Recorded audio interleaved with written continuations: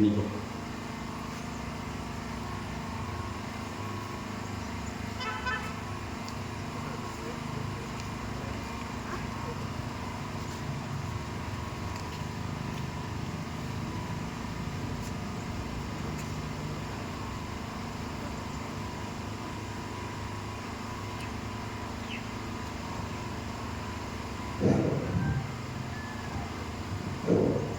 মই এই মুহূৰ্তত যিকেইজন শ্বহীদ পৰিয়ালৰ লোক আজি ইয়াত উপস্থিত থাকি তেওঁলোকে শ্বহীদ তৰ্পণ কাৰ্যসূচীটো তেওঁলোকে উদ্বোধন কৰিলে বা তেওঁলোকে প্ৰথমতেই তেওঁলোকে উদ্বোধনত অংশগ্ৰহণ কৰিলে, তেওঁলোকক আমি এখন ফুলাম গামোচাৰে সম্বৰ্ধনা জনাব বিচাৰিছোঁ।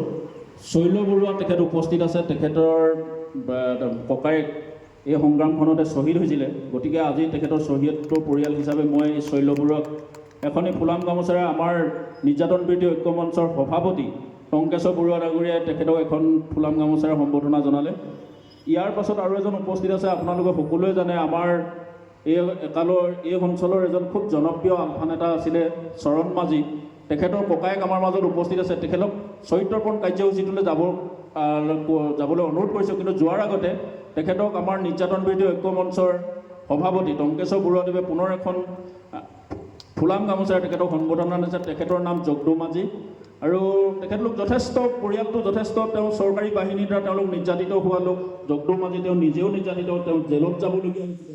তেওঁলোকৰ পৰিয়ালটো আজি আমি এই শুভক্ষণত এই স্থানত পাই আমি যথেষ্ট উৎফুল্লিত হৈছোঁ আৰু ভাবোঁ যে এই শ্বহীদসকলৰ যি ত্যাগ, তেওঁলোকৰ ত্যাগৰ কাৰণে আজি বহুতে আজি তেওঁলোকে যি ত্যাগ কৰি গ'ল, সেই ত্যাগৰ কাৰণে অসমীয়া জাতিয়ে আজি পোনপটীয়াকৈ নেপালেও কিন্তু আপোনাৰ পৰোক্ষভাৱে হ'লেও অসমৰ জাতিয়ে বহু কিবা কিবি পাইছে। কিন্তু আজি এই মুহূৰ্তত যে আমাৰ যিকেইজন শ্বহীদৰ দ্বাৰা আজি আমি বা আমাৰ যিহেতু সংগ্ৰামখনে এটা গতি ল'লে, এতিয়া সেই শ্বহীদসকলক আজি আমি এই মুহূৰ্তত সোঁৱৰণ কৰিবলৈ পাই অকণমান হ'লেও তেওঁলোকক আজি তেওঁলোকক আমি সোঁৱৰিবলৈ পাই যথেষ্ট উৎফুল্লিত হৈছোঁ। আৰু মই শ্বহীদ তৰ্পণ কাৰ্যসূচীটো বাকী সকলোকো মই অংশগ্ৰহণ কৰিবৰ কাৰণে মোৰ ফালৰ পৰা অনুৰোধ জনাইছোঁ।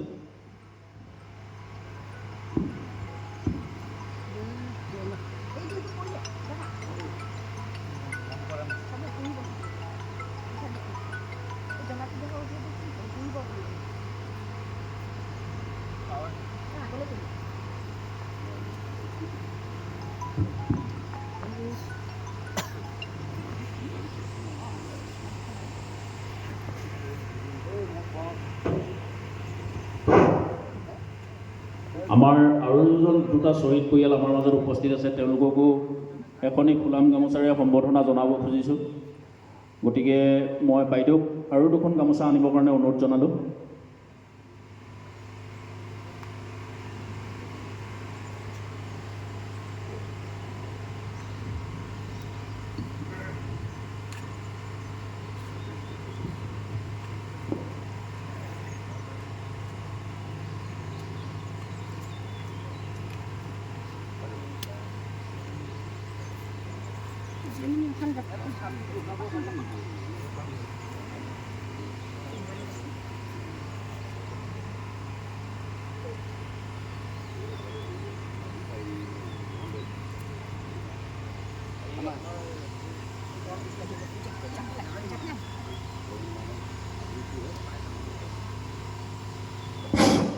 আমাৰ মাজত জাতীয় বীৰ শ্বহীদ দেৱেন বৰানৰ ভাতৃ আমাৰ ককায়েক তেখেত উপস্থিত আছে, তেখেতকো এখন ফুলাম গামোচাৰে এই মুহূৰ্তত সম্বৰ্ধনা জনাব আমাৰ কেন্দ্ৰীয় সাংগঠনিক সম্পাদিকা আমাৰ সুমিত্ৰা গগৈ সোণোৱাল বাইদেউ।